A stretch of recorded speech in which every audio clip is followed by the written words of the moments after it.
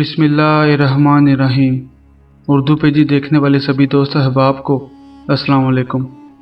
नाज़रीन, हज़रत बायज़ीद बस्तामी रहमतुल्लाह अलैह औलिया अल्लाह में सुल्तानुल आरिफीन के भी इमाम थे।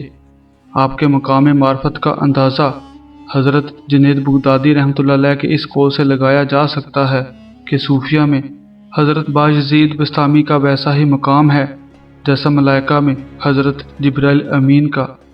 हज़रत बस्ताम के लोगों की तरबियत फरमा रहे थे कि कुछ लोगों ने आपसे अर्ज़ की कि बस्ती में एक बदकार औरत डेरा लगाए बैठी है और अपने हुस्न से लोगों को गुमराह करने और उनका ईमान उजाड़ने पर लगी है। मर्द दरवेश ने एक लम्हे की भी ताहीर नहीं की और अपना मसल्ला उठाया और उस बदकार औरत के दरवाजे के सामने बिछा लिया और इबादत में मसरूफ़ हो गए। शहर के लोग बदकार हतून के दरवाजे पर आते और वहाँ हज़रत को इबादत में मशगूल देखकर हैरत और शर्म से वापस चले जाते। सारा दिन गुजर गया और शाम हो गई। रात के अंधेरे गहरे होते गए। औरत ने इंतज़ार किया। खातून हैरान थी कि आज कोई गाहक नहीं आया। जब उस औरत ने दरवाज़ा खोला तो बाहर हज़रत बस्तामी रहमतुल्लाह अलैह मसल्ला बिछाकर हाथ में तस्बीह लिए बैठे थे।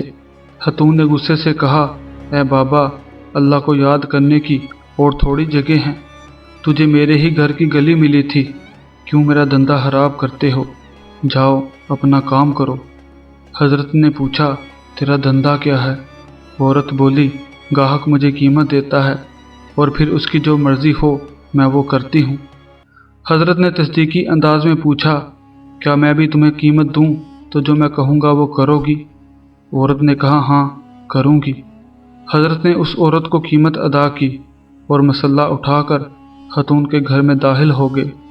लोग हैरान थे कि जिसके डर से हम उस औरत के घर की सीढ़ियाँ न चढ़ते थे, वही मर्द खुदा उस औरत के घर की दहलीज में दाखिल हो गया और कहने लगे, अब जबकि तुमने कीमत वसूल कर ली है तो जो मैं करता जाऊँ तुम भी वो सब करती जाओ।